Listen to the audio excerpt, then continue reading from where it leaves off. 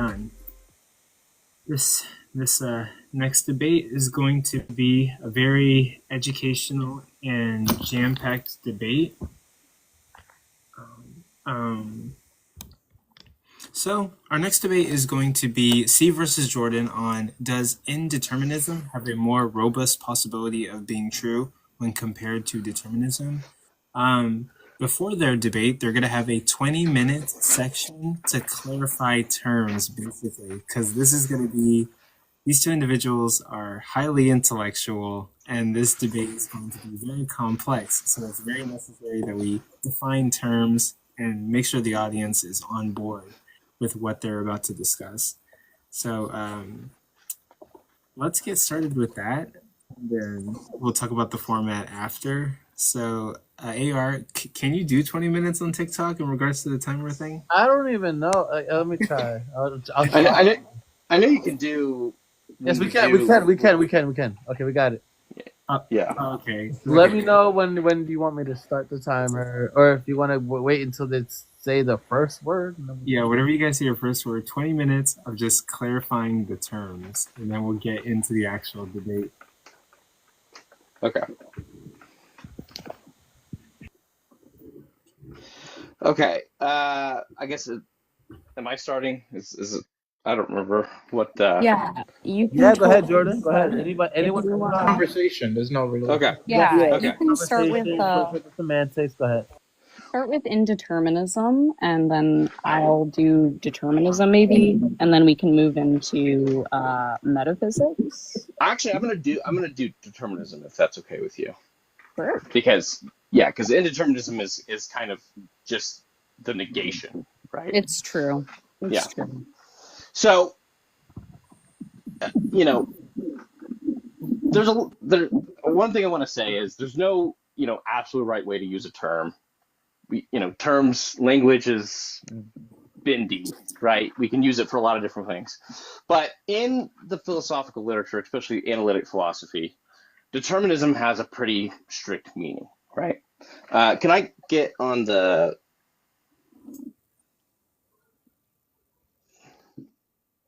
Big screen? Yeah. See if this works.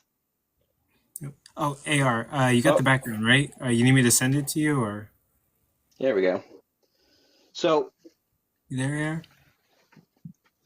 I'm on it. There we go. So causal determinism is, roughly speaking, the idea that every event is necessitated. Oh, go ahead. Yeah, sure. That's cool. Is necessitated by antecedent events and conditions, together with the laws of nature. Now, what the hell does that actually mean, right? So what that means is that given some initial conditions and a set of laws of nature, right, that things are going to be fixed from that point on, right? And I've got some visual. Oh wait, here we go. Can I zoom in on this? Oh no. So I don't know if you guys can see that because I can't zoom in. So if you guys can see, this is kind of a messy rig here, but what you've got is on the top there, you see, kind of the starting place, right? Those are the initial conditions, and you have a straight arrow, right? And that's just supposed to represent that given those initial conditions, the laws of nature are going to fix every world state, right, that follows that, right? From beginning to, end, if there is such a thing. Where indeterminism is going to be any world, an indeterministic world is going to be a world where there's any kind of openness to the future, right? Even if, theoretically, even if there were only two possible ways the world could turn out, that would, in the absolute minimum sense, be an indeterministic world, right? I think a lot of people think about indeterminism in that right area where you kind of have these branches, right? I tend to think of it as this kind of fuzzy, structured thing, right? Um, the important thing to remember is that determinism asks that things be, that what it entails is that there's one possible future and that it could not turn out otherwise, right? That the future is fixed by the past and the laws of nature. I like to say causality usually, but yeah, laws of nature works in this case. We can definitely, I think that's totally fair. So you agree with the diagram and the way he's explaining it? Well, I mean, I had already seen it. He gave me the PowerPoint to this earlier, and obviously, like, I recognize that this is a very specific version of determinism. Like, specifically, this is hard determinism. And then, of course, we have different versions of determinism. We have, compatibilism. We have soft compatibilism. We have semi-compatibilism. We have narrow incompatibilism. We have evolutionism. So all of those are actually within. And then, of course, we also have the Valerian model, which actually takes both, right? It's both indeterminism and determinism in one two-stage model. So what he's doing here is we're trying not to make it too complex.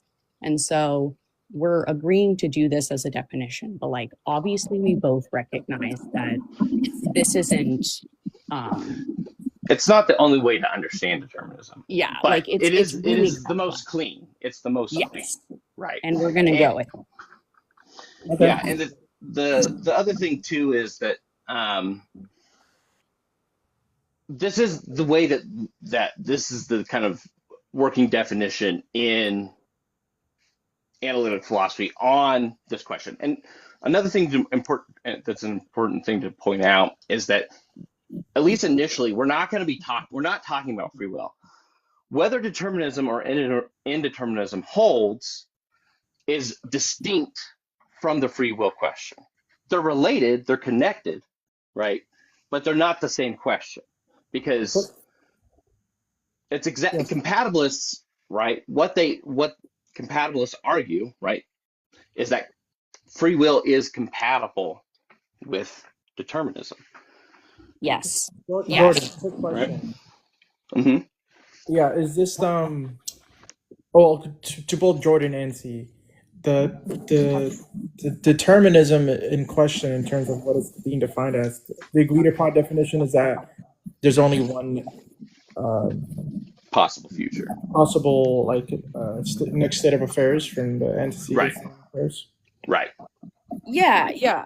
We're sort of just going to be analyzing and working through the question together. This is going to be less of a debate per se and more of two philosophers sitting down and really talking through determinism and indeterminism. I'm sorry if that's not what you guys are used to, but starting to be the vibes.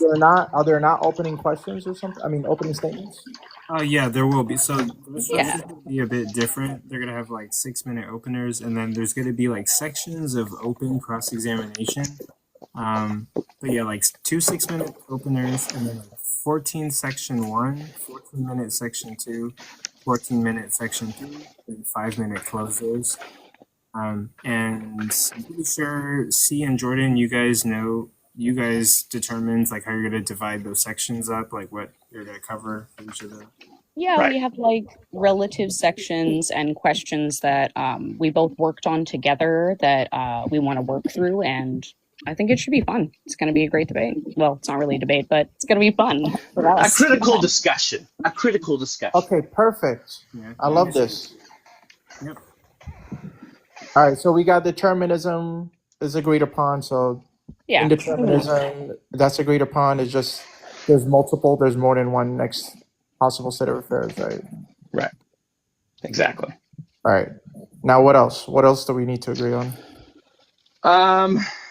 That's the main thing. I mean, free will. We will talk about free will at the very last section.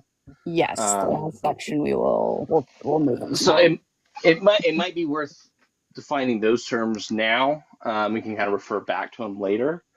So like I said, compatibilism is just the view that free will is compatible with determinism of exactly this kind of model, right? Mm-hmm. So if you're reading like a philosophy paper, outside of like a philosophy paper, I can't tell you, but if you're reading a philosophy paper, almost definitely when they say they're a compatibilist, what they mean is that even though there's only one possible future, you can still have free will.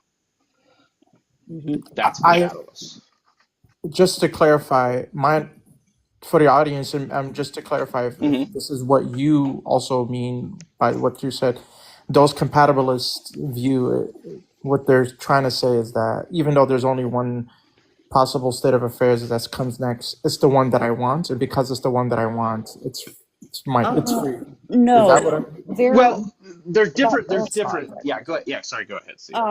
Okay, so imagine that the process when it initially begins, that is technically indeterminate, and then as soon as the process begins, there are issues with the framework. So you have all of this precept and all of this perception that causes a deterministic framework. So you have science, you have all of this stuff, physics, and all of that is going to influence the way that the individual responds to the stimuli. So when they respond, they're responding through a filter of perception. You're not responding senselessly to data. You're responding through a wall of perception with all of these built-in precepts. And when that happens, it's almost triggering this event where you both try to make decisions with rational process, but you are living within a deterministic framework. So there's another way to think about it is that there's different theories of what makes it compatible, what counts as a free choice versus a not free choice, right? So the old school compatibilist was that is what is most important, is that you have a sliver of choice within compatibilism. Well, it's just so the way that the classical compatibilists talk about it is that if you're doing what you want, it's free. Now, there's as a lot of people recognized, there's issues with that. So the later kind of compatibilism is you've got second order desires. That's one account. You've got character-based accounts. So like if it's in line with your character, it counts as free. Another account is called reason responsiveness. So the idea is that if you're responsive to reasons, then what you do counts as free. Yeah. All right. Yeah, that's the classical. That's good. That's good too. We don't have to talk about all of the other versions. There's a lot. Yeah, it's a lot. Yeah, those are the big three. Let's try to wrap it up. Okay. Sorry, guys. We'll move on from definitions into opening statements. You can open whenever you want. Wait, is that everything? You guys can use the time. I was gonna do a metaphysical definition too, but I feel like if the audience feels like they understand that determinism is a branch of metaphysics and they understand what that entails and that means, then we can definitely move on. I don't know. Yeah, I don't think definition of metaphysics is relevant to this. Yeah, I think it makes sense what you guys defined so far. Okay. Are you guys ready to move on to opening statements and get it started? Yeah, that's fine. Oh, okay. And yeah, we can do that. I guess AR. I would say Jordan. Honestly, you can. Oh yeah. Okay, we're gonna need a 6-minute timer. But I was gonna say like the timer was at 6:49 anyway. But yeah, let's get a 6-minute timer on them, and yeah, we can get started with. Yeah, I mean, well, 6-minute timer on Jordan, right? Yeah. He can do And his opening statement. that's for the opener? Yeah. Okay, gotcha. For Jordan. All right. You want me to put them on the screens, like both of them? Oh no, we could just keep it like this with the topic, and then and they can debate from there. Unless do you guys have a preference, or are you guys? I don't need the screen until we start talking about arguments. So I've got the arguments on screen. Okay. Too. So for anybody who might be able to see it, at least. Then this will work. Just tell me when. Alright, it starts whenever you say your first word. Okay. So I want to frame this argument, right, or this position, as leaving certain ideas behind. I think that the problem with determinism is that by its nature, it introduces law talk, necessity talk, and that these words and the kind of intuitions that they pump, by their very nature, give people theistic intuitions, and they give ground to the theists to grab onto. I suggest that we instead leave these past comforts behind, that they were for people who were, as Dewey says, on a quest for certainty. But that what we've realized is that we don't need perfection. We don't need absolute knowledge. That good enough is good enough. Okay? So I'll be presenting a few different arguments. The key thing to actually, I might need this screen for this, or it might be helpful here. One thing to understand is that when we talk about laws, right, that there are actually multiple accounts of what I call order makers. And laws are only one possible account of order makers. That what we are after is some theory that would explain why, both in terms of scientific use, in terms of practical thought, and in terms of metaphysics, why the world is stable, right? Why the world is orderly enough for us to predict it, right? Or what I call being predictively tractable, right? And that once we consider the possibilities, and once we consider the problems that come with any kind of necessity being entailed by a theory, we'll see that not only is determinism unnecessary, it has, relative to indeterminism, has a much, much higher epistemic burden and metaphysical burden. That it's epistemically and metaphysically heavy, right? And that indeterminism is going to be the lighter case and the more practical one.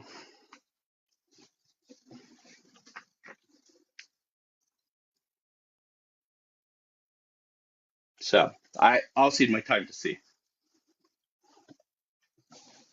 Okay. With that, we can move on to C's opening statement. That will be 6 minutes.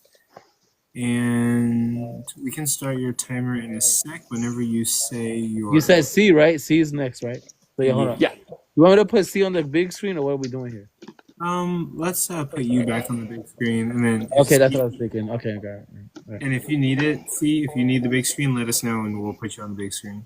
You're all good. I had like a tiny little picture that I added to the slide, but I honestly don't actually need it. It was mostly just for the audience to like, I guess, have like a visual representation of what determinism and indeterminism encompasses, and all the different terms that sort of fall under that umbrella. Anyway, Right.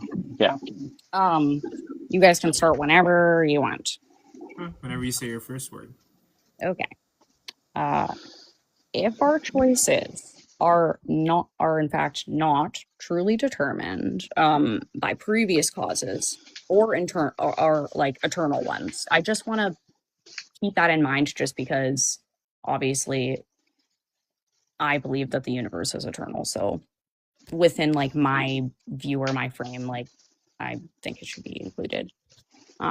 So in the case of the universe, if they are indeed random, though, I feel like this actually undermines the notion of this like supposed moral responsibility that comes along with this slice of free will that the randomness of indeterminism provides. Like for me, that's what is, I think, a bit confusing, because I feel like if one wishes to engage with the concept and you say, okay, let's put free will to the side, which I understand doing, but I also feel like when you do that, you remove moral culpability to like some extent, because I don't know, an action or a choice, if truly random, it's hard to see how it could be attributed to an agent as a result of their will. Like, after all, how would you know? It's supposed to be random. I guess I would also argue that if our choices are random, we like obviously can't be held responsible. Like, I'm not sure. Like, obviously, I recognize you can't be held responsible in determinism either. Like, I don't have a problem with that. That in itself is a non-issue. I feel like the problem is that we're trying to have a system with randomness as a means to have some agency, and yet that agency means nothing for like choice. So I guess I don't really understand the result or like the true conclusion of what indeterminism is really trying to achieve with what it's saying. So if our actions are determined, like, can we truly be said to have made a choice? And if they are random, can we be held responsible with this supposed free will, slice of free will? I guess I also have a luck objection. Like, furthermore, like, just because of libertarianism, I feel like, I mean, obviously within libertarianism, it's a subsect of indeterminism, and my main issue with it is that it doesn't acknowledge intersectionality. Like, the whole idea of the randomness, it doesn't take into account like when others quote unquote roll that dice, like they're in a different place intersectionality wise. So I feel like that randomness also isn't accounting for that, whereas like determinism is directly accounting for that as a causality. The causality of the effect of all of these intersectionalities affects the person due to the stimuli. But if you have a random system, I don't really understand how that can play out the same way. Anyway, those are sort of like my opening qualms with the theory, and we can sort of investigate those together, and you can break down how you really feel about that. Anyway, that's it. Gonna cede my time. Okay, and with that, that will be the end of her opening statement. Now we're going into like the open cross-examination periods. So the first section of open cross-examination will be 14 minutes. So you guys will get 14 minutes, and like, what's going to be the topic for this section? Just whether indeterminism is true. Okay. Or sorry, it was something else, wasn't it? See, didn't you write it down? Oh, I did write down our little questions in our sections, if that's what you're asking. Just about the main core of the arguments, right? About whether we're justified in believing determinism. Okay. Yeah. You wanted to focus on a couple different things. So even if indeterminism is true, does it support the inability of being otherwise? That's one. Wait, are we starting? Yeah, sure. I mean, we're sort of just gonna let it flow. I got it. Cool. So we can start with that one, or we can start with, does indeterminism or determinism hold? Like, out of the two definitions that we just gave, and also the opening statements with like our issues with determinism versus indeterminism, how do we feel about their claim holding? Do they have a relatively robust claim? Like, how are you feeling about that right now? Okay, so first, yeah, I'm actually going to address her opening statements later because that's when they're going to be the most relevant.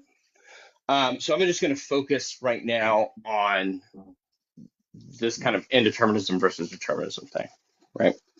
So can I get the screen, please?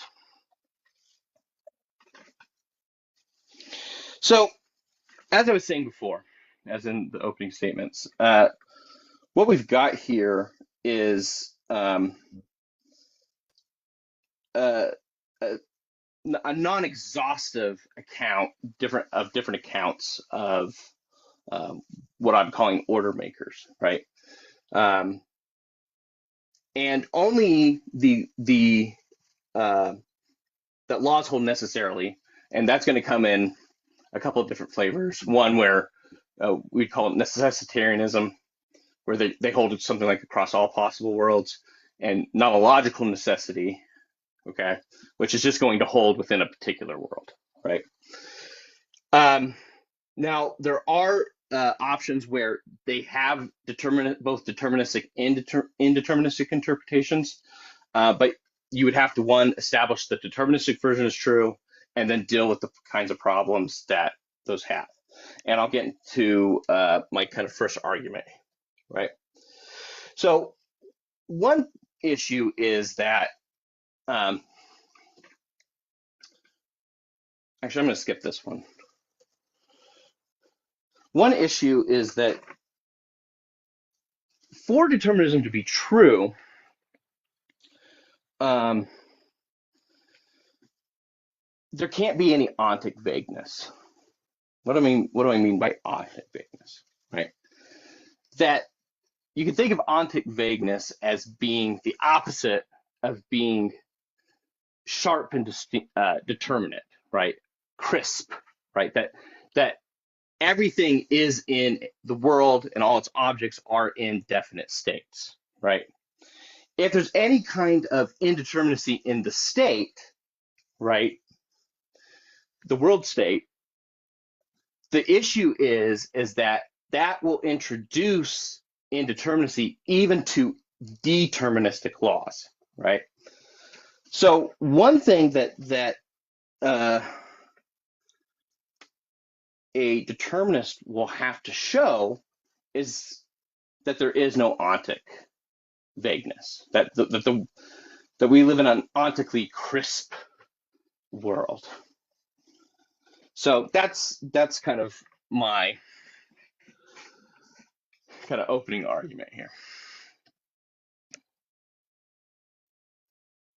For sure. I've definitely like considered this before. I think I've mentioned this author to you before, but if you want to read Daniel Dennett or like Russin or like Merleau-Ponty, they all sort of explore this same kind of thing where we're talking about sense data analyzing that sense data, and what does that really mean, because it's not being done in a vacuum. And obviously that makes it so that the empirical process, right, isn't quote unquote perfect. And yes, of course there's issues with it, but I feel like even if we were to like recognize that like potentially we're not getting the best data and we could be missing differences in the data, or like, I do get that, but I feel like it makes the argument extra complex because I don't know. I feel like it maybe it doesn't even matter. Like, obviously, we still need to use sense data to move forward and make scientific models, regardless of whether they're not 100% perfect, right?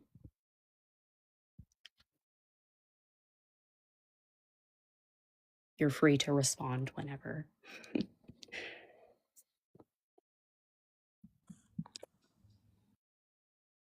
Jordan, have you gone? Bro, I put you on mute because you had a lot of background noise, but you can unmute yourself. Doing good, Jordan? You there? All right, you're on mute, but like you can unmute. Okay, I can move on to, I guess, the next. Hold on, let me look at his slide and see if I can try to figure out what he's talking about. Okay. Can you guys hear me? There you go, Yeah, bro. we can hear you now. Yes, we can hear you. Yeah, I think my headphones just died. That's fine. So it seems like what you're getting into here is that just because, we have incomplete data, that when we do experiments in the lab, it's not these like exact, results, that it's a kind of band, and that, what we try to do is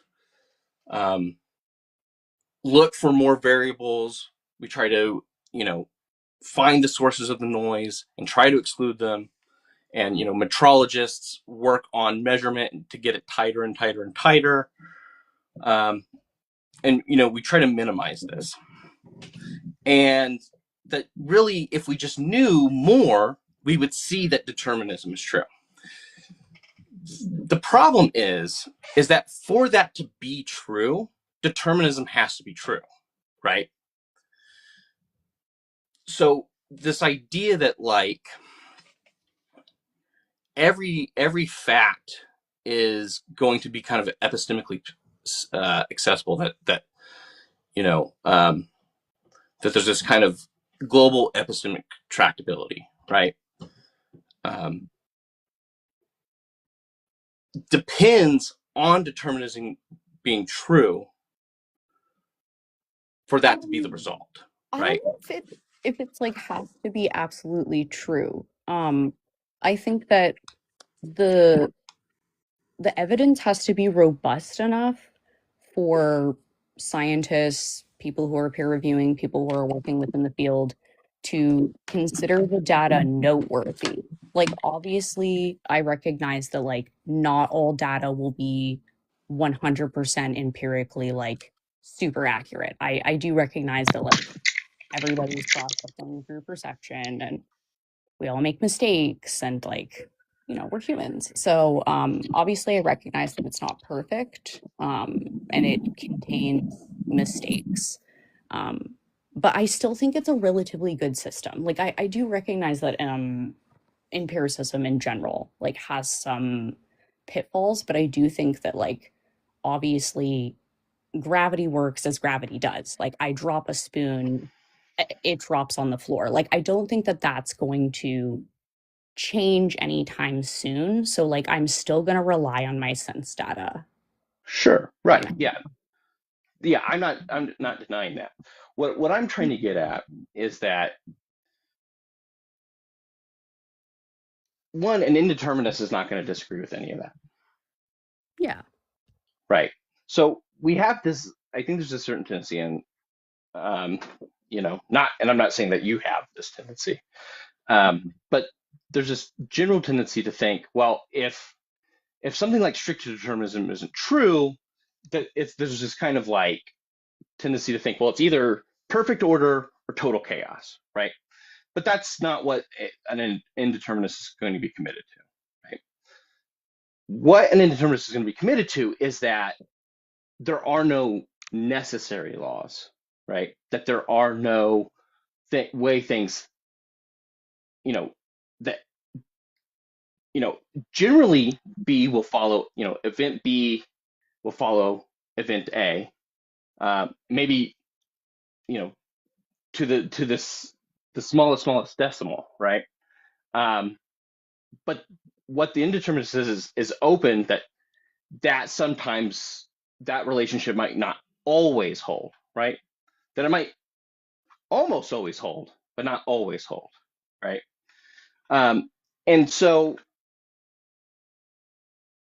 you're absolutely right, but that's exactly to the point of the indeterminist, right? Which is we work with,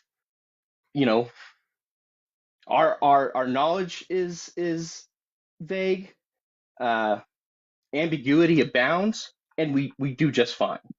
That to do science, to live our lives, we do not need necessary event relationships. We just need stable ones, right?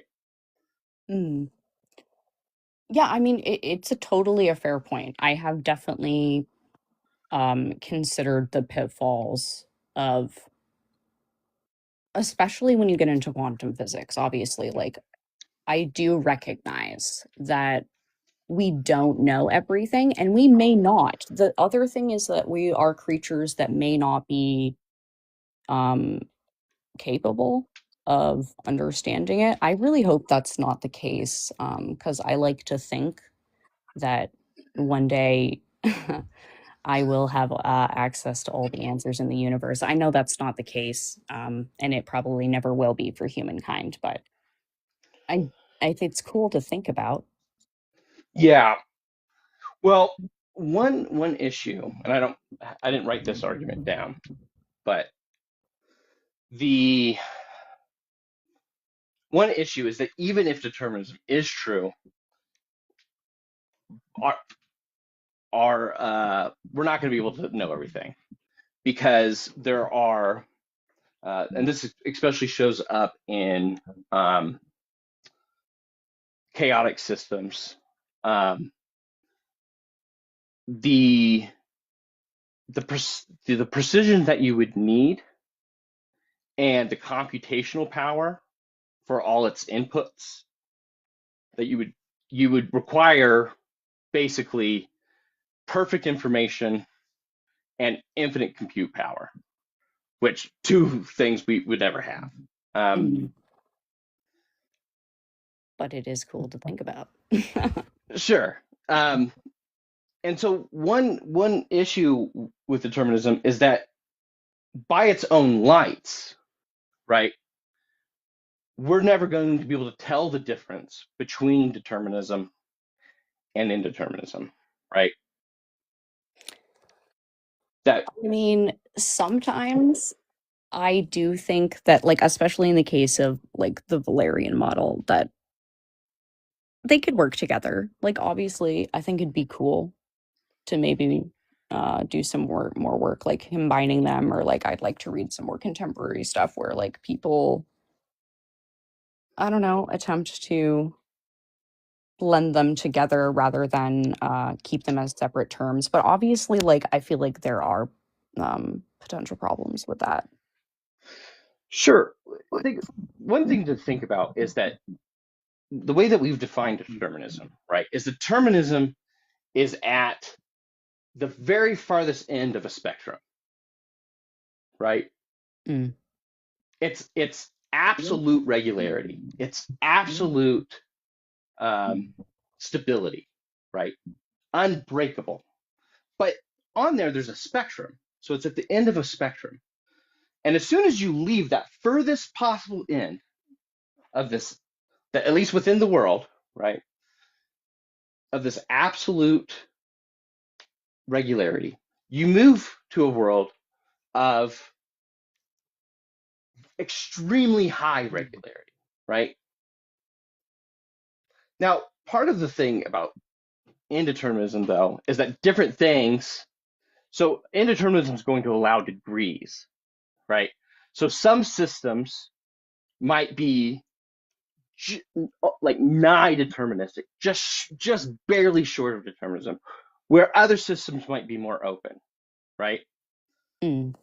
And so I'm going to say that is actually a theoretical advantage, right? Because we have a more flexible theory that's going to allow us to assign different levels of indeterminacy to different systems.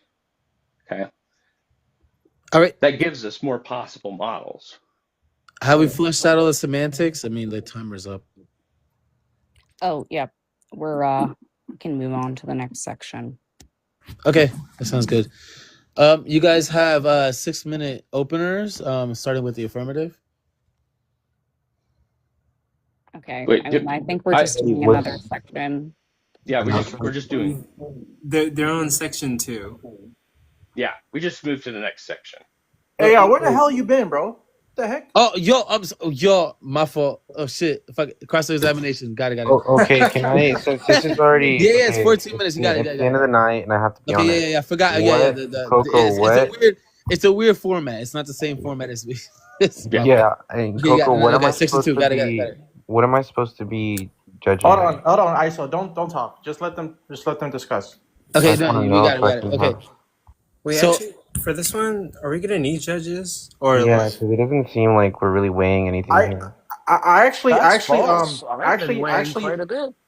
actually want to tag in Mitch because he's actually way more competent on this topic than I could ever be.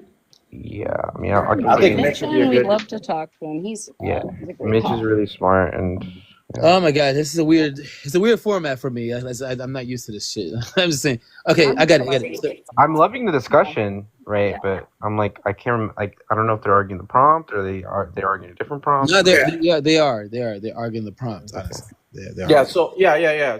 So Mitch, I'll tag you in so you can come up for me. Wait, to judge?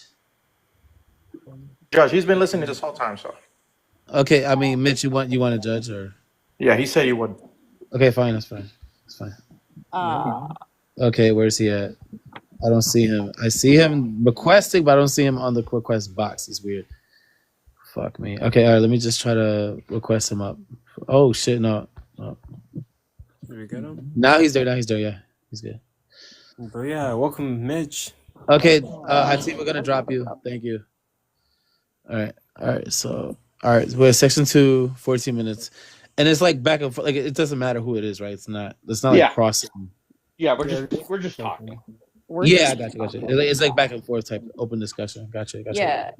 Yeah, I got you. Only discussing the material. Yeah, it's fine. Yeah. Okay, all right. Oh, sorry. I didn't mean to do that. Hold on. Sorry. All right, let me know when you guys say your first word. Okay. Jordan, do you want to move on to even if indeterminism is true, does it support the inability of being otherwise? Right. Let's move on to that. Yeah. So and this is, I think, going to be a little bit more. This is going to be more speculative, right? I think there's some reasons to think so, but I don't think that this is going to be something that's in any way, shape, or form definite. So one thing is that if the ontic vagueness or ontic indeterminacy of world states of objects is the case, then that's going to even to affect the determinacy of something like classical mechanics. Okay, because classical mechanics, at least on my understanding, depends on phase space, which is done in rational numbers. One kind of scientific argument, and let me qualify that, like, I'm not in a strong position to defend this, but I think it's worth talking about. One argument is that due to Bekenstein's, I believe it is, um, bound, there are, and what Bekenstein's bound is basically that you cannot have infinite information in a finite space. And that because of that, you no longer can move, because that what that means then is that in a finite space, there is that state is indeterminate, right? That space is indeterminate. And because it's the state itself is indeterminate, when you apply the even the classical laws, there are multiple solutions. And this is known as the infinite precision problem. So I don't know, but what do you make of that? Yeah, when I read it, honestly, it was the first time I had really, I guess, thought about that idea.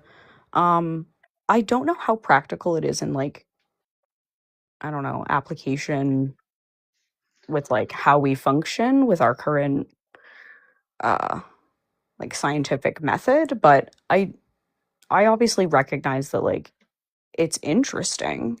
I just don't know how much it affects, like, current sense data, or, like, if you were to consider determinism instead of indeterminism. I feel like that sort of speculative idea, I don't know, I just feel like it's not really grounded in much. And so I would just be like, it's not really for Okay. me.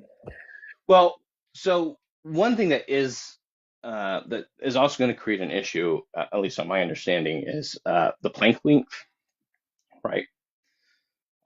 Which is the shortest possible length, where length still does something like make sense on my understanding.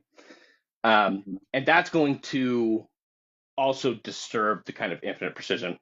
My understanding is there are alternative models that you can replace the phase space with finite numbers, but that is going to result in this kind of indeterminacy on my understanding.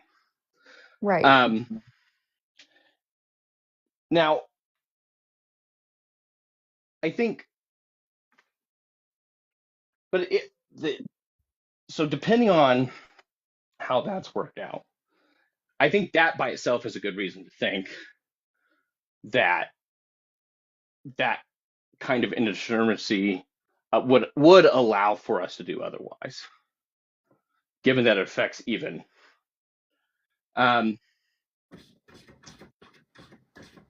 My understanding too is that there are reasons to think that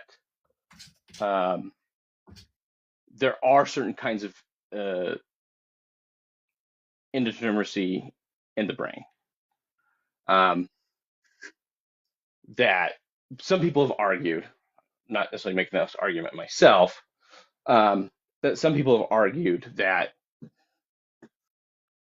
even in a place like the brain, that it is a dynamic system, a chaotic system, and so that even small indeterminacies at the quantum level can be amplified.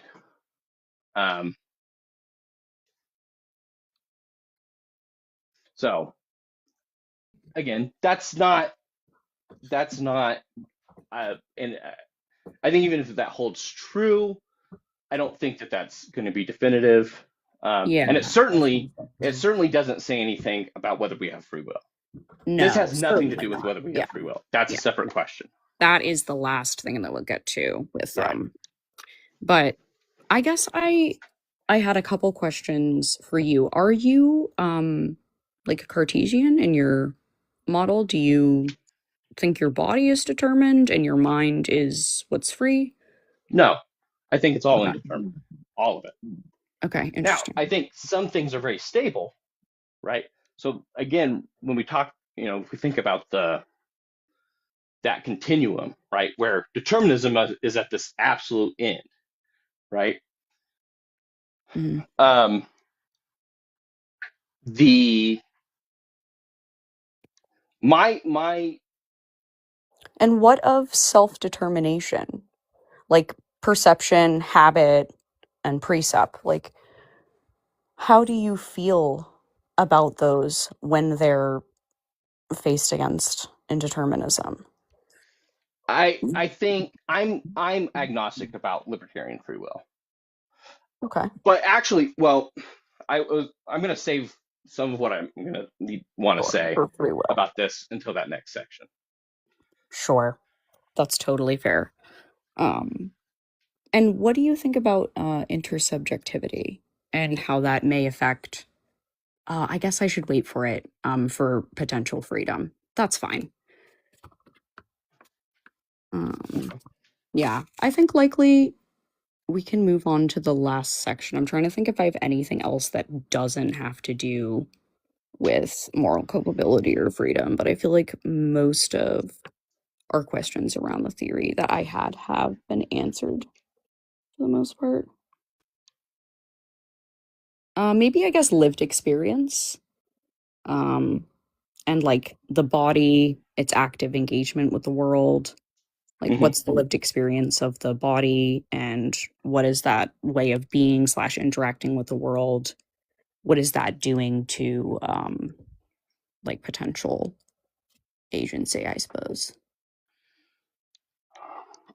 Well, I mean, in my view, at least, agency is going to be even a third distinct question. So I would separate agency from free will. Yeah, right? that's why I decided it was fair enough to ask now. Yeah, sure.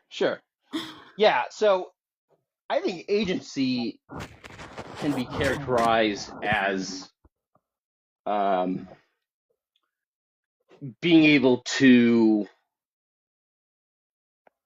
learn from and act on what you learn with respect to your environment, right? The way that you have a kind of self-awareness in how you kind of, as the embodied cognitivists say, you couple with different aspects of your environment. Mm. That's something in that ballpark is what I would count as agency. But to be fair, I don't have a very well developed account of agency. Yeah, I mean, I think agency is tied to will, but I do understand that it can be distinct for some people, which is why I wanted to ask, just because it's always interesting to know. For me, I think they're 100% linked. Actually, I am wondering. I have a little question for you that is specifically just about agency. So, Okay. if I am aware that my influence over others is in fact stimuli that others react to, and they change their behavior partly or wholly due to my influence, am I participating in agency of some kind? I would say so. I've always been curious about that just because, like, technically you're prompting that other person to make a choice, but like you don't actively make a choice. But like, obviously, I also recognize that, like, I don't know, maybe you were always going to prompt them to make that choice under the laws of determinism. Or how much choice do I really have no matter what? Maybe I was always going to participate in that habit. Maybe I was always going to ask them, or maybe not. I don't know. I just thought it was an interesting one for you to ponder. Yeah. I mean, I I think there's at least a case to be made. Well, one, I think agency by its very nature is social. I don't think. But say Maybe not. You couldn't be an agent without, but that your agency is strengthened through sociality. that's what I would. Okay. The other day, I discussed this with a couple different friends because I also asked them the question. They both had different interpretations. Juster was similar to yours, Yeah. where he thought the potential of having all of these individuals who are prompting choice in others, they are the stimuli for others, right? Mhm.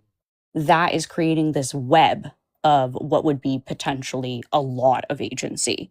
Or is it like not doing that? Is it actually like convoluting it? Is it making it more murky? Is it less agency because there's so many connections and webs? I don't know. It Especially within a depends. deterministic framework, if you're to consider it, I mean, I don't know. I see like very little option for choice still, but I still love the idea of analyzing the question. I don't know. Well, I think, and this is something I would put as an addendum to what I was saying about agency before, is that part of agency is being able to modify your environment, right? I think that's an important part of, well, I think it's kind of was implicit in what I was saying, but I think it's worth making explicit that you can change things, right? You can change, the layout of your house. You can,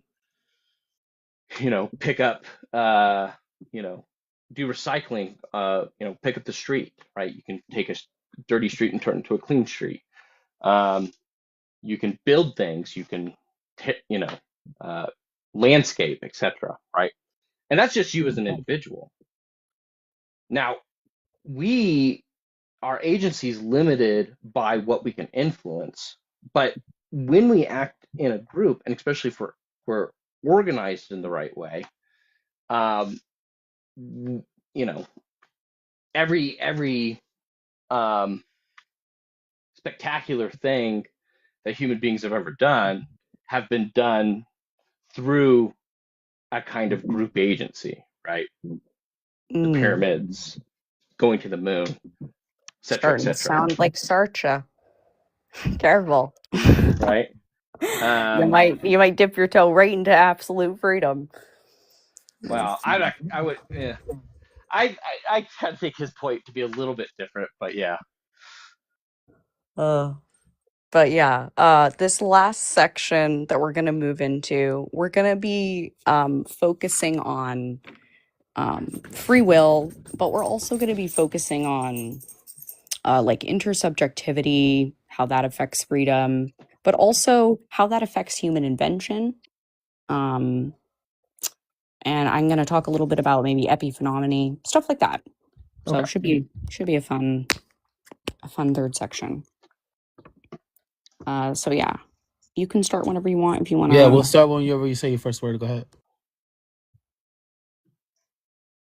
Go ahead. See. Oh, sure, I can start. Um, within intersubjectivity and freedom. So our freedom is constrained by others. I am an object. The other is an object. We both interact, Mm. and thus I am a person with consciousness. Um, what do you think this is doing to the potential for freedom? Because you're in this very small box, right? Where the other has taught me everything that I know, and I have taught the other everything they know.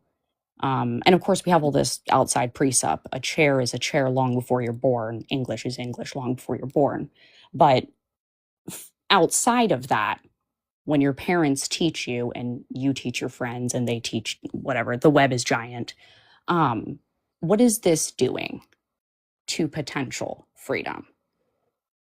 Because I think it's narrowing it. Like I don't even see room for choice or agency when we recognize that the other teaches us and we teach the other, and without them we are feral, like Yeah, feral except, children who don't know anything and don't go past that border, that boundary. but when you, for example,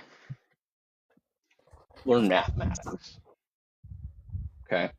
Or let's say you learn a lot about engineering. After you've learned about engineering, can you do more or less? Are there more Clearly things more. that you can do or less things that you can do? Yes, and I recognize that as a step, and it's interesting because obviously we have access to more information right now. But Mm-hmm. say we put ourselves back to Homo habilis, they have way less access to info. Like, you're just two creatures who are really making new inventions, a lot of new inventions for the first time. And I do always wonder, like, I guess what's prompting, especially with like a lack of information. Like, nowadays it makes sense because there's so much access to information. I build off of this, and that's built off of a billion philosophers before me. But when you're the first to do something, or you're like, I'm wondering how that leap occurs when I'm considering the intersubjectivity of how we become conscious beings. I'm like, where am I? How is that occurring with lack of access to info? Yeah, I think it's a guess, but it's not just any guess. It's a guess. It's a I don't want to say don't want to say that. It's something more than an educated guess, but it is also an educated guess, right? It's an abduction, right? So Yeah. you're putting forward something that you're explaining. By putting this forward, you're saying, well, if A is true, then this surprising fact S would be a matter of course, right? Mhm. Now, not uh, every abduction is, of course, going to hold out, right? In fact, most of them aren't. But it is interesting that human beings can typically, um, because if you think about all the possible abductions you could make, we tend to work things out and come down to something relatively tight in a finite amount of time, right? Um, Mm.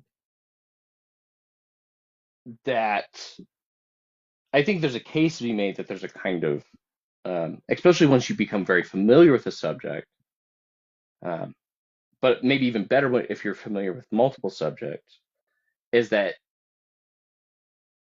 within your expertise, you can make this, even though there's who knows how many options available to you, you can abduce and work things out pretty quickly. Yeah, Uh, I'm thinking about that, and I'm wondering, like, is it just a building blocks of like a relative rationalization? But I'm also just thinking of how little tool access we had at a certain point in history and how far that's come. Like, obviously leaps and bounds. And then of course we have the issue with epiphenomenon, where I would expect within a system, if I were to plug in A, I get B. But I don't always expect it to happen so many times. And in fact, I think it's always a little strange when it happens multiple times, especially for things that I feel like are very trivial. Like, for example, like hairbrushes. Like, obviously plenty of different societies didn't have hairbrushes and had different forms of having their hair or styling their hair. But then you have a lot of different cultures who create a hairbrush to brush their hair. And I always wondered why that would be. I mean, it seems like such a bizarre item for it to be created without influence by the other, by so many different populations, instead of just not brushing their hair, right? Yeah. Well, that's going to be a need that a lot of people face. But it is wild. But there's also like Leibniz and Newton both inventing calculus, although my understanding is somewhat different variations, but calculus nonetheless. Charles Sanders Peirce and Gottlieb Frege both independently developed uh, predicate calculus, that is, or sometimes known as quantificational logic. Um, I think they're not exactly the same thing, but they're often used interchangeably. There's a lot of wild things like that. There's a lot of like inventions and ideas that emerge independently. Yeah, Um, and aren't right, absolutely necessary. They're just done out of, I don't know, passion for math or a sure. want to brush your hair for some reason or another. Um, and it is interesting to think about what prompted those decisions. And like, obviously, I would argue that it's all causality. I just don't always know if I have like the best explanation at all times for the cause of that um, item or object or phenomenon or whatever it is. Um, and obviously, I will recognize as like, I think that's a small loophole in determinism. I think it's like, I don't really know what to do with it. The fact that we can't pinpoint all of the causes. I mean, I don't think that the theory like loses a lot of points for that because obviously you can't do something like that. Like it would be super difficult to prove something like that scientifically. But still, I don't know. I think it's something to poke a small hole in determinism potentially, or at least for me it is. I see. Anyway, do you have any further questions about free will in Well, I believe reference to you had determinism? questions you wanted answered. I have a couple others, but I wanted to give you an opportunity because Go ahead. I already asked the intersective one, I'm so sorry, intersubjective one and stuff like that. Right. But yes, I can move on to more stuff. So Sure. if it's truly random indeterminism, um, how do you deal with uh, free will and culpability in your system?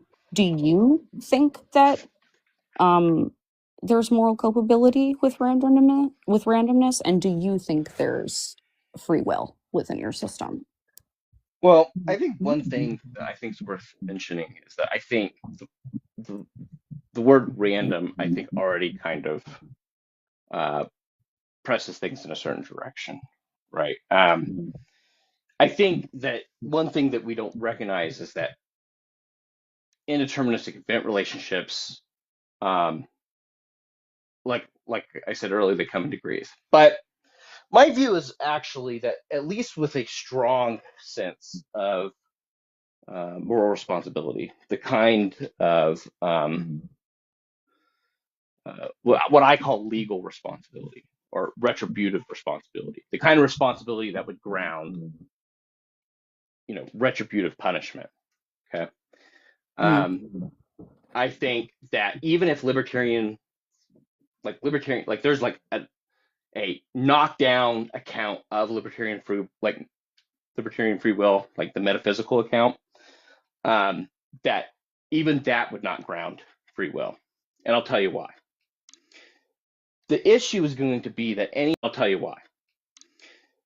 The issue is going to be that any account of libertarian free will, even if it's true, like we know it for a fact, um, is going to have problems with three things. One, it's going to have problems with determining exactly who has free will. Because there's nothing about free will that says if it's true, people automatically have it, right? There's all sorts of reasons to think that some people might not meet the conditions, right? The other problem is it's going to have is determining when, and by determining, I mean in an epistemic sense, just to be clear, it's going to have a problem determining when a particular choice or set of choices or what have you are free.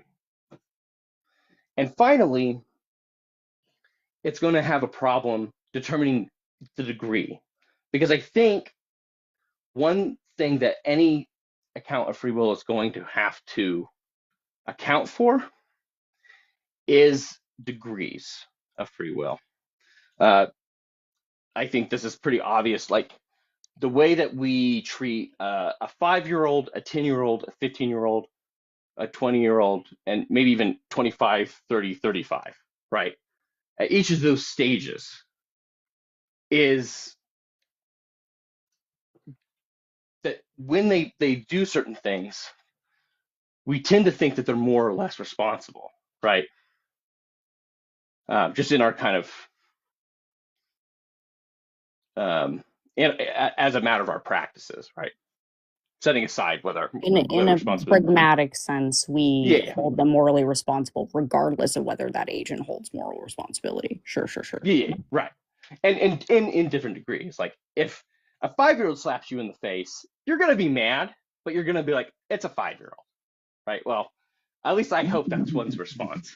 Yeah. If a 15-year-old or if a 10-year-old slaps you in the face, you're gonna respond differently. It might not be the same as if a 15-year-old does, right? But intuitively, there's this kind of degreedness, right? And the issue for any account of robust moral responsibility is that if the action, we can't determine to what extent you are free, how can we offer a proportional punishment? Which is also my issue with it, obviously, that you can't really assign moral culpability within the system, but it still functions as if it's free will in a capacity. And I feel like I'm not sure, I guess, how to go about that. I mean, I guess you just accept it as it is, I suppose. You just say, well, you can't know for sure, so it is what it is.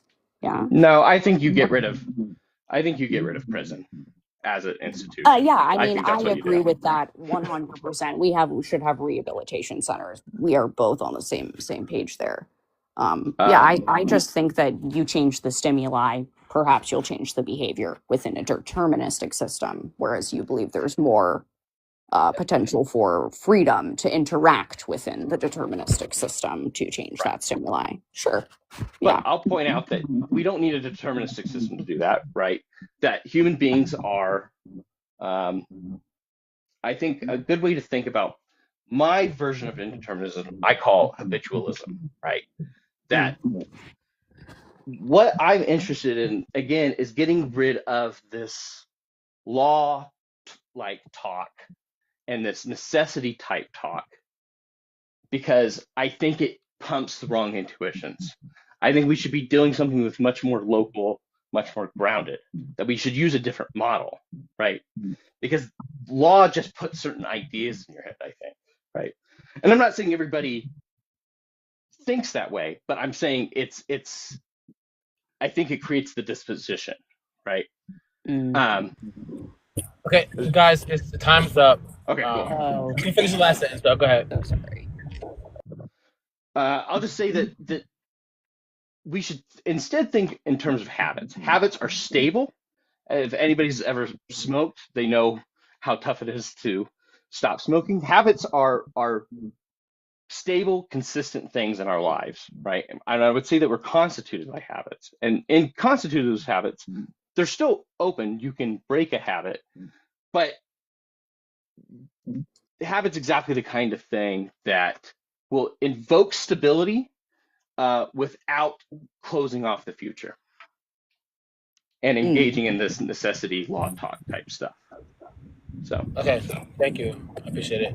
All right, so now we're on to closers. The closer starts off with the affirmative first. They got 5 minutes, right? That's what we're agreed on. Okay, so 5-minute closers. Starting with the affirmative. We'll start whenever you say your first word. Go ahead.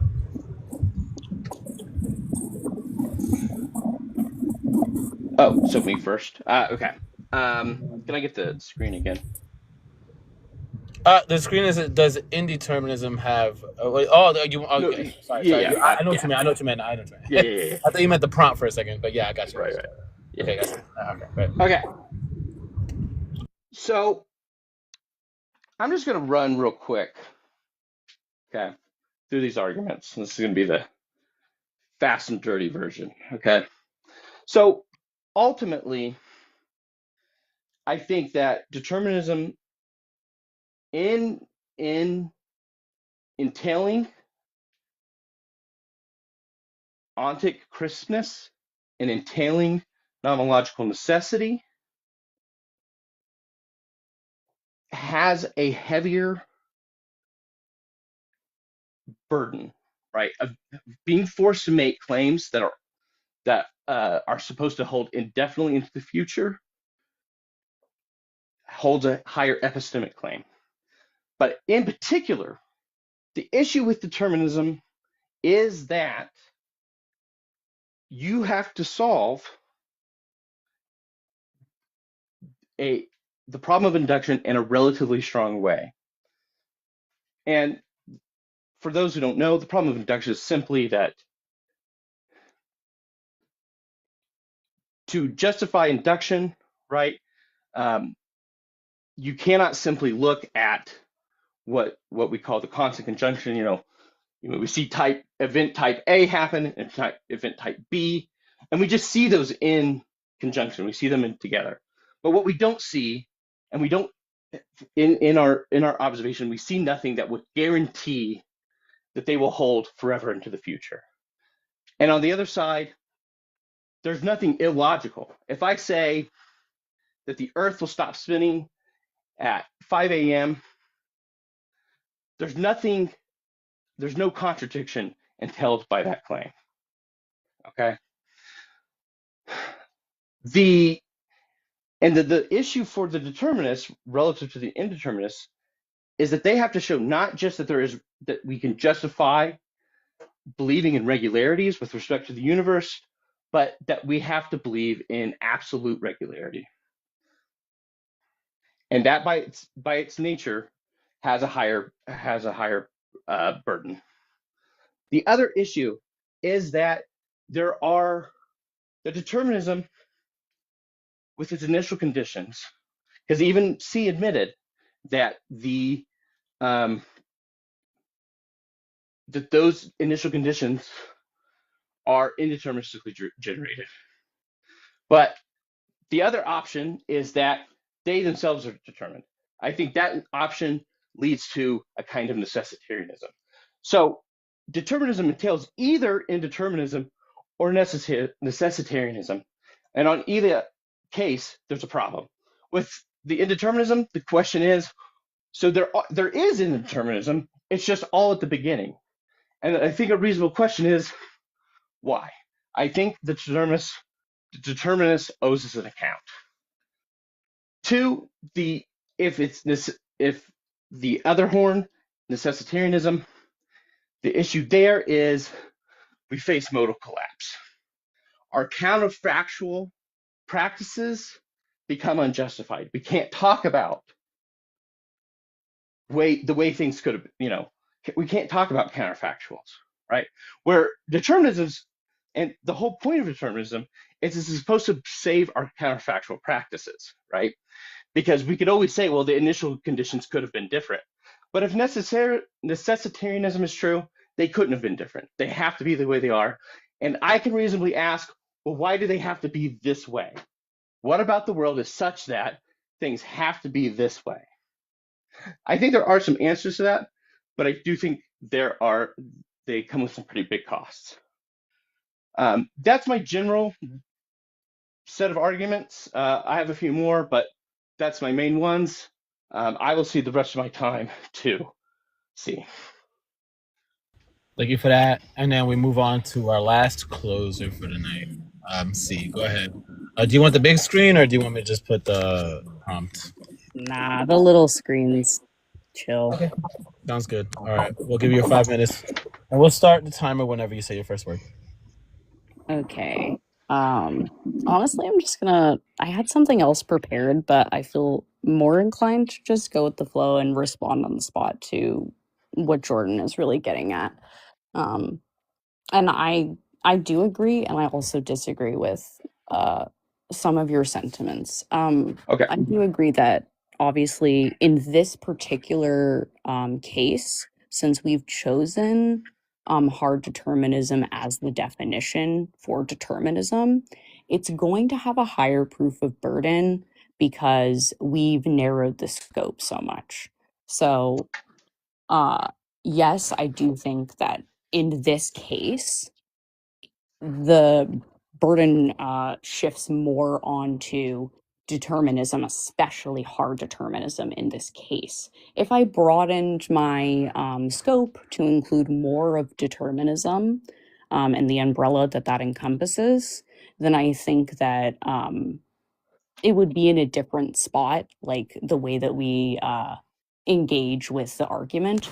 But as far as like the current discourse, yes, like full hard determinism does have those pitfalls, and it always will because of things like quantum physics and the nature of the universe being eternal, things like that uh, we don't really fully have answers to. And of course, I have to recognize them. But I still think that determinism as a model in general, for the information that we have within the scientific community, our understanding of the way that we interact as human beings, I think it's important to recognize causality, to recognize the importance of precept and the conditions with how they affect the way that we move through the world and take up habits and the way that we're affected with perception. All of those things are going to be encompassed within determinism, and they're going to have an effect on the person. I feel like indeterminism, it sometimes is going to miss out on the intersectionalities of life and the complications that come along with a deterministic system. But I do think that it was a lovely debate, or not really a debate, Critical discourse discussion. between two friends. And I really enjoyed it. I hope the crowd wasn't too bored, but I had a really good time.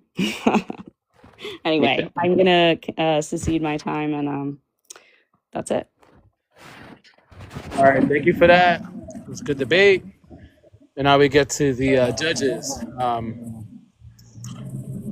Whoever wants to start first, go ahead. You guys can start. Whoever, doesn't matter who. Go Yeah, ahead, yeah. Mitch. Keep it kind of short and sweet. So well done both. I think Jordan won all rounds. Just as an overview, there were arguments given for indeterminism in each round. Whether it be kind of the epistemic burden that determinists have, claiming that all events in the universe, are necessitated. All the kind of the cool argument about the kind of the phase space, and like if you have like infinite precision under determinism, you'll never be able to like specify that. That was a cool argument. So yeah, I'd give it to Jordan. I would maybe ask something like how comes free will came up at all? I think there might have been some miscommunication, and that's okay. That happens. Always going to discuss free will Right. for the last section, so I Yeah. figured I may as well just bring it up in the opening so that people have maybe understood like where we were going to conclude with. That's sort of Okay. what I was thinking. I gotcha. Right. Well, All right. well done both. Well done. All right, next judge. Give your opinion, and then give your judgment. Go ahead. Either one, ISO or Cage, doesn't matter. Yeah, there was a lot that I had to write down here, and my notes are all filled. But I'll keep it pretty short because I'm not interested in rehashing every single thing. I was weirded out by a couple of things here, which was during the cross. I believe it was C that mentioned if determinism. No, sorry, I think it was Jordan that mentioned if determinism is true, is the principle of alternative possibilities true? Which one sort of plausibly explains it, which wasn't touched on further than that. It's kind of left there. The other thing I wanted to say that really seemed to slide it in favor of Jordan for me was when C gave her sort of objections to indeterminism. When Jordan gave his argument for indeterminism, and C responded that if, it's expected that if we have global epistemic trackability, if and only if determinism is true, and if determinism is true, the inverse, material implication both ways. She sort of agreed that our system isn't perfect, but it's well ordered enough such that the sense data is reliable, which I suppose is all right if you're limiting that to your epistemic commitments, but the type of thing that the determinist in the way that we've defined it wants to say is that the system is perfect, where A entails B necessarily. Speaking of which, this is the last thing here. Jordan responded to that with, this is compatible with indeterminism. The disjunction between perfect order and chaos is false. He mentioned that indeterminism is simply committed to there being no necessary laws where the modality is nomological or logical. The indeterminist is just committed to saying if B is causally explained by A, B does not always or necessarily obtain, whether that's in every possible world with respect to logical determinists or a nomological specific world in world A or world B or something like that. And that's when I took it that his position motivated me to accept that over the inverse. So that's it. So is that Jordan? Jordan got 2? Yeah, I take it Jordan motivated his position better. So. Gotcha. Okay, that's fine. Okay, so ISO, go ahead. Last judgment, go ahead.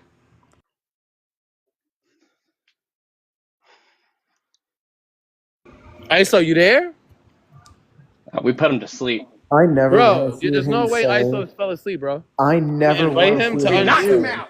Cage, can I ISO. learn some philosophy? Cage, can you send me some papers? I'm never doing it.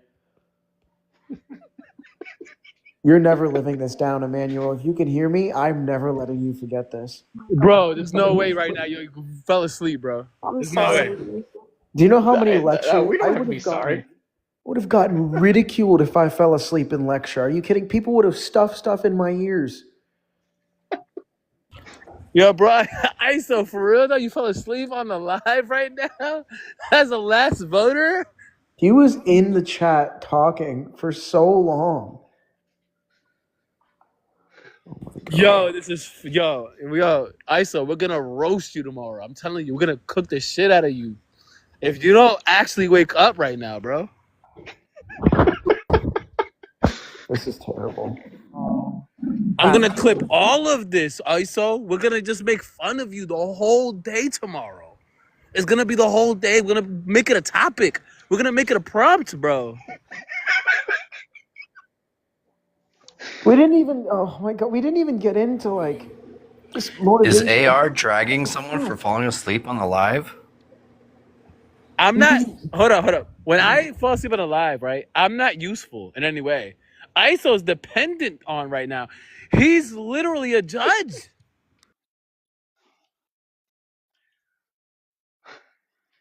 Well, that's okay. I mean, I also recognize that Jordan won. I think it was hard for me to take on the hard determinist position. It's always a lot of burden in any kind of debate, I think, to take on the hard determinist position. But I thought it was fun anyway to do it. I have a question for Jordan. If we could move to questions since ISO doesn't want to be awake. Yeah, for sure. I mean, I'm okay with that. Jordan, is there room for? So, do you take stable systems to be similar to deterministic systems? Well, again, so like when I talked about the continuum, right? So some systems, right, might be extremely, extremely stable, right? Such that there's Hold on just almost for a second. Anybody who's a mod, try to bring people up, kick people down. I'm about to go out. All right, man. Enjoy your night. all right. Thanks. Just leave. I'm not leaving. Question for you, Jordan. Again, I have a question for you, Jordan. Wait, I'm not leaving. I'm still listening to everybody. Okay, I'm here still. Okay. All right. So are stable systems similar to determined systems? Well, again, I think there's a continuum, right? And some of those systems, and maybe, I can't rule out that the whole world is extremely stable, such that, like I said earlier. But you would say there are some stable systems within your indeterministic framework, right? Yeah, there's and I'm wondering if those are similar to determined systems within an indeterministic system, and if that's true, is that deriving a contradiction? No, because again, think about it in terms of this, right? There's degrees, right? There's a continuum of irregularity, right? So on one end is a complete absence of regularity. It just pure, it's like we can't even think about it, right? Because it would be so chaotic, right? Absolute irregularity. On the other end, absolute regularity. Never fails, must happen, necessary, right? But in the middle, there's degrees of regularity. Now, some of those systems might be extremely regular, right? But the important thing is that an indeterminist doesn't have to commit to it being absolute regular, right? They can say, look, there are no, the laws don't, or, even if we're going to accept laws, which the laws don't have to be pushy, right? They don't have to make things happen, right? We could just describe, we could be Humeans and describe just the regularity, right? Just what they call a best systems approach. That's fine. And maybe the best system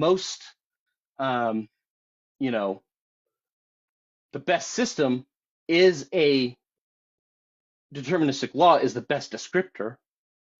But just because it's the best descriptor doesn't mean the thing that it's describing is in fact deterministic in this strong metaphysical sense, right? Because a best system could say, look, even if there was an exception to this, like if we somehow could look at the whole history of our world and we saw, well, there is actually an exception to this law here. There was a time when the outcome didn't follow the law. It still might be the best descriptor because there's only one exception, right? So all that the indeterminist is saying is that it doesn't have to happen that way. The indeterminist is okay with saying it will, right? But there's a difference between saying it will and it has to.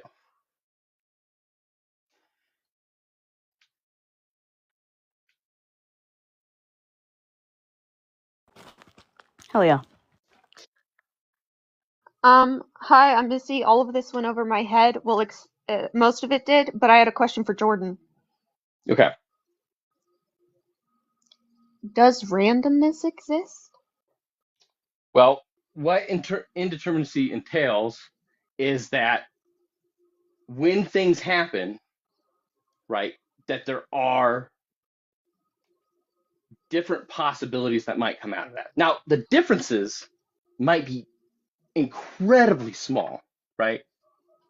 It might be the tiniest bit of fuzz, so to speak, right? That, you can think about it. You can think about it as if I'm flipping a quarter, like I could get it to flip to heads every time, right? But there might be small variations of exactly how it lands, how it bounces, you know, where, So you so know, I'm hearing yes. yeah. I just for me the idea of true randomness of something being random seems nonsensical, and I don't know how else to put that. Um, like I like the idea of me rolling dice and it not being what it is going to be, just it's very hard for me to grasp, if that makes sense. And maybe this is just because I'm a layman and I really don't understand the conversation as well as y'all do. Well, let me Um, ask you this. So let's take away the theoretical for a minute. Okay. okay, In your life, right? sure. In your, in your lived experience, when you're doing things, when you're, um,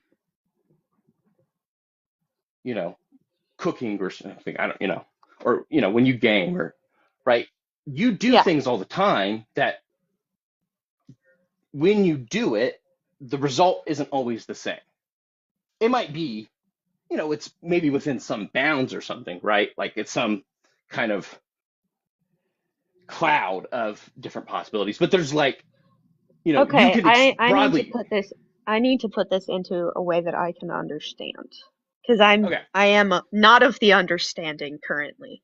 okay, that's fine. I appreciate you stopping me. Um, so I'm when good you, at that. yeah, so anytime like, okay, I love dice and I love D&D. If you can tie it into that, sure. perfect. When you So like throw the the idea of dice, like when I throw the dice, gravity is affecting it, my hand is yeah, affecting it, sure the is. air resistance, Agreed. even things like sound waves, right? All of these things which can be measured, right? So I'm confused on how those dice could land in any other way than is determined by their by physics. Right. So what indeterminism is committed to is that the if we're going to use law talk, which I think that we shouldn't, but for right now, so the physical laws, right? The laws of Okay. physics, Yeah. that they themselves, right? So for example, maybe, and I'm not saying this is the case, I'm just saying maybe it works like Maybe. this, right? Yeah. So maybe with a little fluctuation in the air, there's like, there's a, when you release the dice, right? Maybe there's a little fluctuation somewhere in there, right? I exhale instead of inhale. Because of something, some weird, some Yeah. indeterministic event, right? Because part of what I'm saying is that part of what's happening is that all the things you're talking about, yeah, they're the case, but there's no reason to think that they are in the case in a way that is, number one, uh, crisp and clean, and like that they are an exact, super precise state of being, right? That there might be a little bit of fuzz to how they are, to their state, right? And so I guess my misunderstanding was, Hmm. I think, in the understanding of indeterminism itself. Right, I mean, it's just a very hard concept to grasp. And I've even said this, like, it sounds oxymoronic, and I don't mean that in a bad way. right. Like, I it understand. just, you know what I mean? Like, Right. indeterminism, it's hard for me to understand. And so it's Let me something let that me let I'm me still try one thinking, more thing. Let me try one more but thing. thank you. So you've got habits, right? Yee. Some of them are good, some of I them are have, bad, yes, but I'm like very about my habits. right? Yeah. Now, your habits are pretty stable features of your life. It's hard. I mean, at least in my experience, maybe yours is different. It's real hard to start them, to kind of gain a Yes, habit, I would. and Yes. it's hard to break them, right? Yeah. But habits are the kinds of things, right, that we don't think of as like, at least any single habit, as saying think about a smoker. And look, I'm not trying to bring free will into this. That's not what I'm doing here. I just Nah, want to I be know what you mean. You're good. very clear. You're good. But like, let's say you're a smoker, right? And you're Okay. trying to quit. I was. So it's all good. Right. Yeah. So you're trying to quit, and sometimes that habit wins out, and sometimes it doesn't. And you don't know, from what I've seen of people quitting smoking, and I've known quite a few. They don't always know exactly when it's going to hit them, right? When that habit's going to overpower. There's not this clear thing. So one way to think about it is that everything has habits. That the world is in fact composed of habits. Go ahead.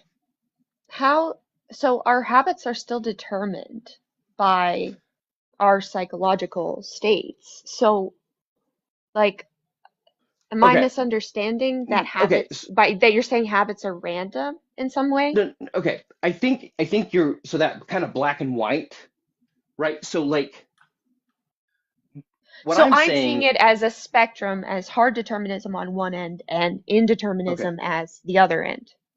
No, yeah, it's not that. Indeterminism is just anything that's not that far end determinism. Everything else is indeterminism. So what I'm saying is that habitualism is saying it's not all the way at the other end. It's somewhere like it's like 3/4 of the way towards determinism, let's say. I'm not committed to that, but Okay. So it's allowing wiggle room for things like quantum mechanics and things like, logical inconsistencies that something like a hard determinist would have problems with. So it's less of, I guess I saw it as a very hard stance to take rather than, but thank you for clarifying that. I really do appreciate that. Right. And I will ask dumb questions to anyone at any time. That was not at all a dumb question. I'm so glad that you asked it. Thank you for giving me the chance to clarify. My pleasure, always. I actually would love to talk about indeterminism with both you and see more. Yeah, I would really love we'll talk to about do it that. sometime. Yeah. Cool. I have a question too, and it's probably falls on the same trend as like Sage and let's see, probably just maybe just rewording it in a different way that maybe fits my concepts. Because it seems like when we're having this conversation, I'm trying to understand the difference here between like some. I don't know what is meant now when people say soft. At least from this conversation, I'm not know what is meant when people are saying soft determinism. I'm not sure what's also being meant when we're saying degrees of indeterminism. Right. Yeah. So think of it like this.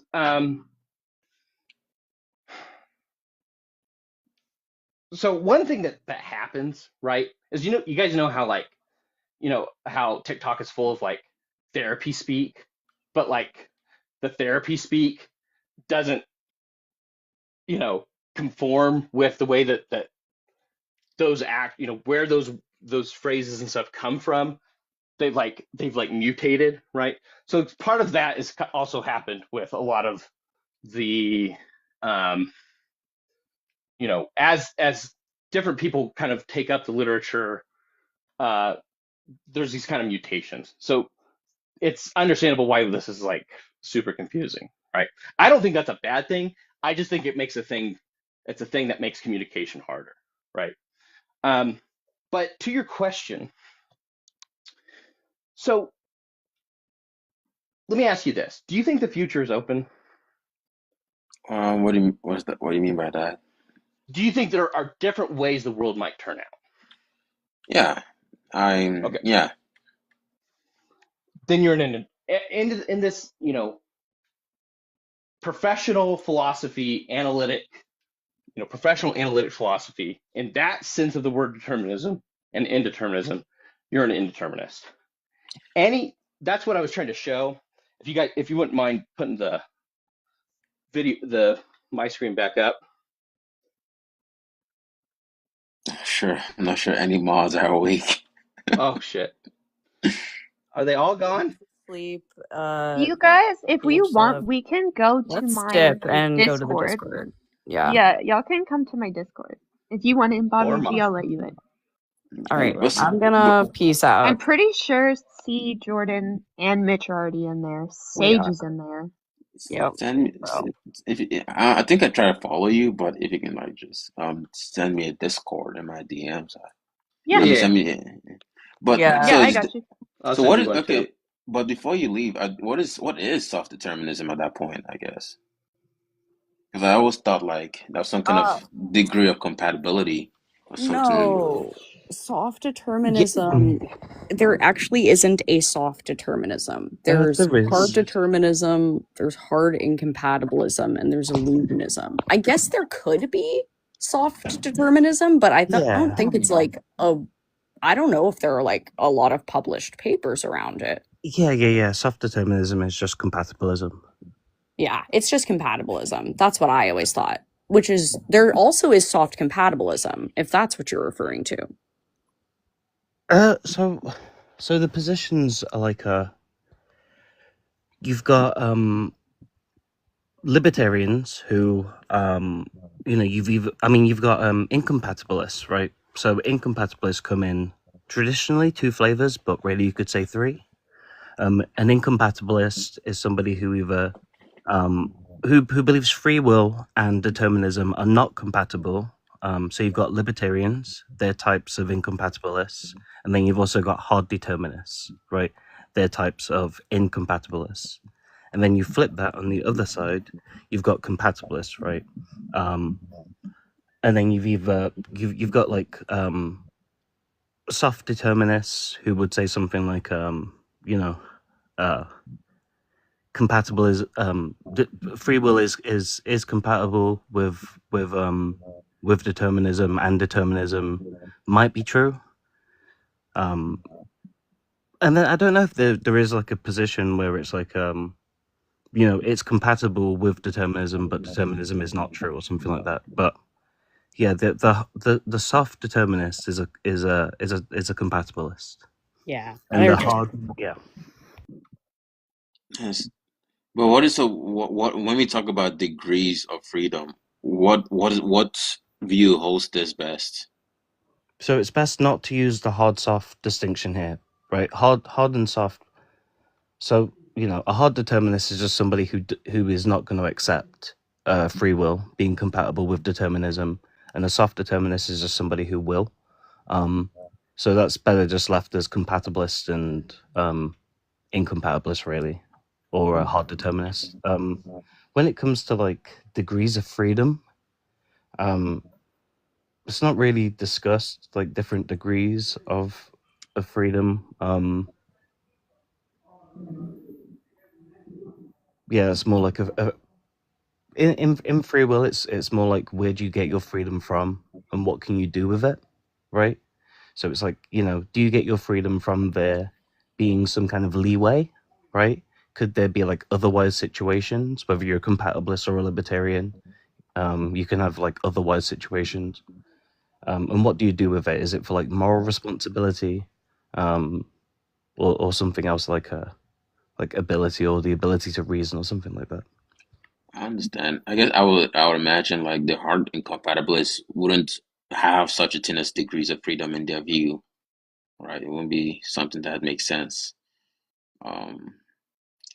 So I mean, another hard. I mean, not the hard determinist. I mean, not the hard incompatibilist. The hard determinist will have such. I don't think they'll have. I'm not too sure. I don't believe they'll have such a thing as like a degree of freedom in their view. So maybe maybe I wasn't well read on like sort of determinism and compatibilism in this sense, where the way Jordan is describing it, it seems like indeterminism is just the ability to know that. Well, I need to read out for sure, but the ability to know that there could be different options somehow. So this was about causal determinism, this debate, and it's the idea that for any event, right, that event was necessitated by the previous event plus the laws of nature. Oh shit! I'm gonna I, peace out, I was guys. It's 1:08 here. yeah. Yeah, see. You ought to go to bed. Thanks, guys. It was so good. Nah, Bye. Wow. I didn't know I was teacupping this whole time. you talking this whole time?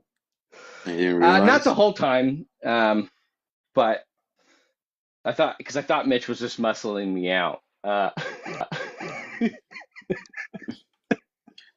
Muscling you out.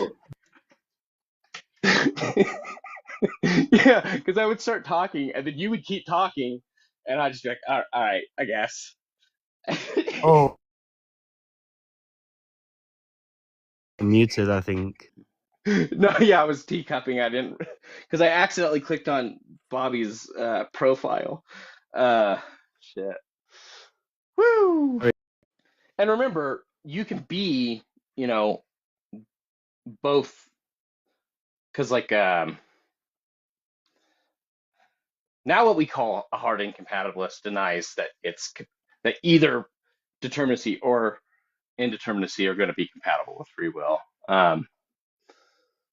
But the but you know, you can be an indeterminist and still deny free will. I I think you can be a libertarian and deny moral responsibility. So there's a lot of kind of different ways to approach this. So Actually, that last one is good. I mean, also like I had a conversation with Mitch, and he sent me some papers to read up on. So my views on libertarian free will also has been modified since then. So, mhm. um, well, because of those papers, that was Right. that article he sent. So I mean, yeah, it is. I think there's a lot to chew on, but I think it's just now because now I want to read more on it. I think my views are very intuitive. It's just to Sure. read up on what is actually called and what I'm actually trying to say when I speak. Right. So, but yeah, And the thing is, the thing to remember is that other people are going to be confused by you, right? So when you use the academic terminology, people are going to be confused. So you expect yourself to have to explain yourself still. So it's it's kind of, but I'll at least understand what you're saying. You know, Mitch will understand what you're saying. People who are kind of more familiar with the terminology will understand, and you'll be able to have more clear conversations because of that. yeah, I mean, I think what's important to me that I kind of understand what I'm saying. I think and what I'm mean. Like if I could conceptualize what these words mean when I say them, and actually Yeah. know, okay, this is what this are. I think that's important to me. And of course, I mean, I tend to talk pretty layman anyways, so I could probably hopefully I could communicate to people. But yeah, this was actually very good. I actually do think you did a very good job in your position, and he's gone. um, well, Yo, everyone, what's going on, everybody? I jib. Not much. I know I missed it. You missed Everton. Yeah, I know. I got busy with something, but I thought maybe I might come and meet something, but Well, guess not. Jordan won. He motivated his views. Actually, yeah, and honestly, thinking about it, he did motivate his views pretty well. I see. Hey, Yeah, there's that.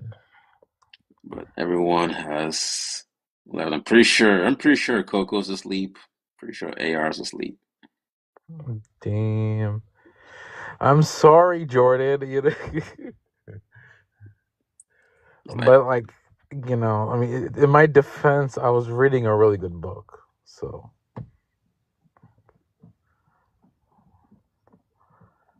Damn. That's pretty good. I was doing some work while the debate was going, so it was pretty nice. This was probably the most interesting debate of the whole night. I mean, first one was pretty good. First one was life permitting universe.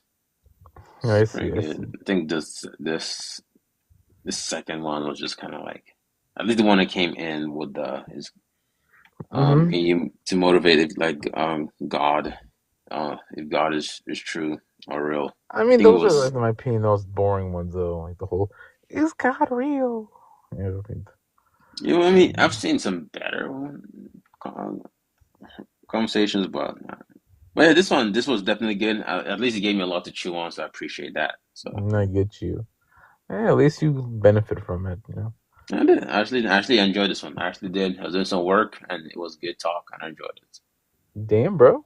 Well, yeah, damn. Well, Yeah, now I feel bad for missing, but hey. yeah. All right, I'm gonna drop. You guys have a good night. You as well, man.